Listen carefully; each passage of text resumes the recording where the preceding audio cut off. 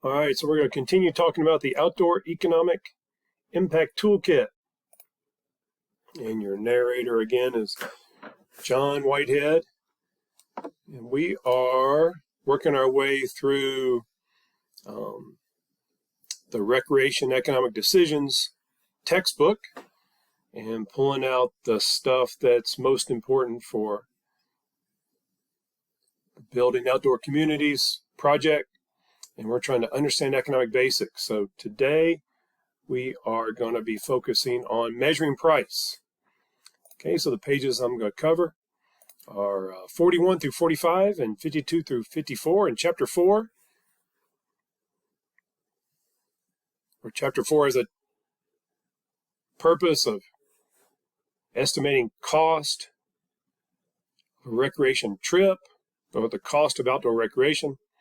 And we're going to be thinking about that in terms of as a proxy for a price. Okay, so there's several alternative measures of price, and it turns out we'll use the first three of these, and we won't include these latter three. And the reading cuts off on these first three, but I'll mention two of these latter three towards the end.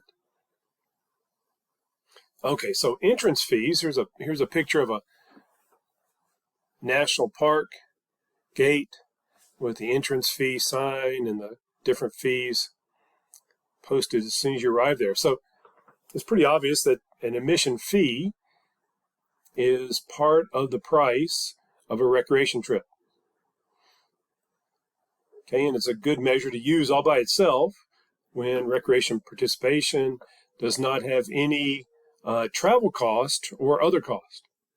It's not a good measure when there are significant travel and other cost of access.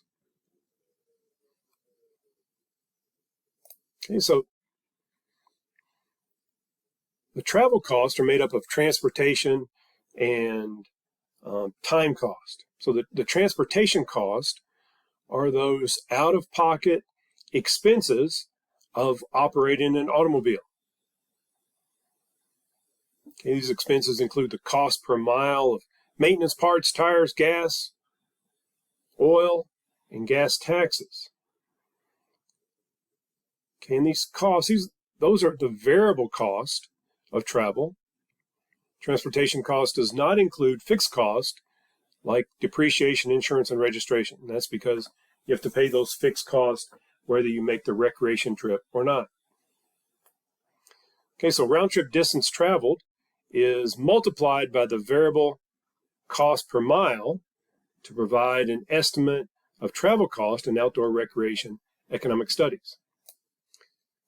And then there's a couple of problems with this estimate of transportation costs. People can travel to the site with different travel modes, bus, train, or plane, for example. And if that's the case, then you'd want to value the transportation cost in a different way. And then there's variation in transportation costs by the type of car that's being driven or car or truck that's being driven. Driving habits can factor in, and whether you are dragging a trailer or not can matter. And typically these things are ignored in outdoor recreation studies, and the assumption made is that the transportation cost estimate that we use is fairly accurate. There's some measurement error associated with it, but if you're really trying to develop as accurate an estimate as possible, you can probe further in an outdoor recreation survey and ask people what mode they made the trip on, bus, train, or plane, or car, and you can ask survey respondents for the type of car that they drove and whether they pulled a trailer. Okay, travel time cost. This is the opportunity cost of work. Okay, it's the income foregone, the lost income as a result of making the trip. Okay, for people who have flexible work schedules, Okay, the opportunity cost is the income that you're missing out on. Okay, but a lot of people are constrained by a fixed work week. Okay, or they travel on weekends and vacations. You're not otherwise working, not typically working. And so the opportunity cost in that case can range between 0 and 100% of foregone income. Okay, in 1983, the U.S. Water Resources Council recommended that travel time be valued at 1/3 of the wage rate for estimating recreation benefits and benefit cost analysis. Okay, and that 1/3 of the wage rate is the number that you still typically see.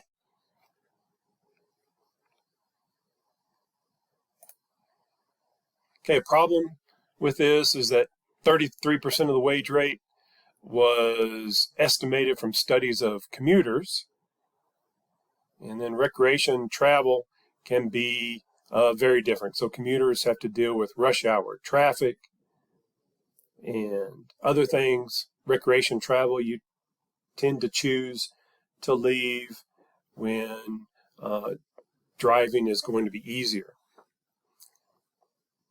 And then also, travel time may not be a cost. So if you're driving to a recreation site through an area where the sightseeing opportunities are pretty good, then some travelers may enjoy this as a benefit.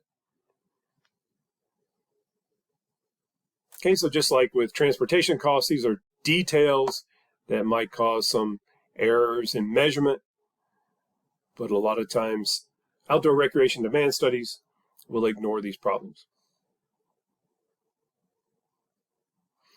Okay, and then the costs that aren't included in the measure of price, there's on-site cost, and these are the additional expenditures that are incurred to allow one to stay at the recreation site. So you might have lodging cost, you might spend more money on meals than you would at home.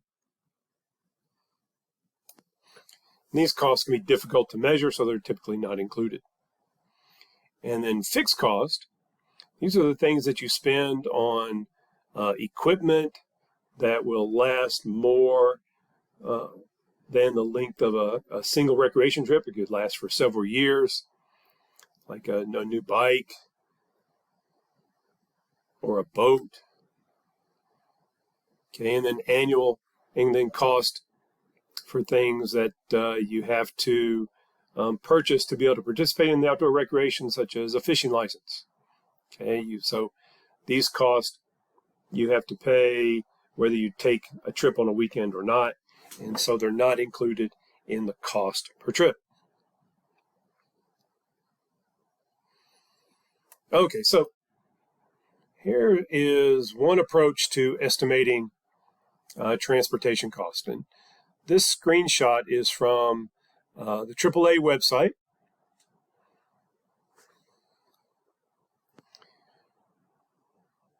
And this is a product offered by AAA for free that if you just Google your driving cost, you'll see information like this. And so what they have in this table are the operating cost and the ownership cost of an automobile. And then they take those two and then calculate the total cost for different annual mileages. So here we have the total cost for 10,000 miles. They also provide a total cost for 15,000 miles and 20,000 miles per year. Okay, and the operating costs include fuel, maintenance, and then here we have an estimate of the cost per mile for small sedans, medium sedan, and different sized SUVs. So this is operating costs. These are the variable cost of travel that we would use in a recreation demand study. So you see that these costs range from about 16 cents per mile for a small sedan to about 20 cents per mile for a medium SUV. And the middle three numbers are about 18 cents per mile. And then these ownership costs, these are things that aren't typically included. Although you'll see these included in some studies, and I've included in some studies, but it's generally frowned upon. Here's insurance, license fees, depreciation. Okay, and when these cost, you have a cost per year and cost per day estimate. When these are included, when these fixed costs are included in the variable cost of in the third row, down at the bottom, you see the total cost per mile is much greater. Ranges from 62 cents per mile to 86 cents per mile. Okay, but what we'll do is only use the operating cost to calculate a travel cost measure of price, of the price of a recreation trip. So travel cost will include the transportation cost and the time cost. For the travel cost, here I'm just using the 18 cents per mile, which is consistent with 3 out of the 5 automobile types in the table above. And you multiply that by the miles driven. And then the travel cost is 33% of the wage rate multiplied by the time spent driving. Okay, so this variable miles, this is 2 times the distance from home to the recreation destination. The wage rate and the time cost estimate is can be approximated, estimated by annual income, and this could be household income or individual income, divided by 2,000 hours, where 2,000 hours is equal to 50 weeks, work weeks per year, times 40 hours per week. And then travel time is equal to miles divided by miles per hour.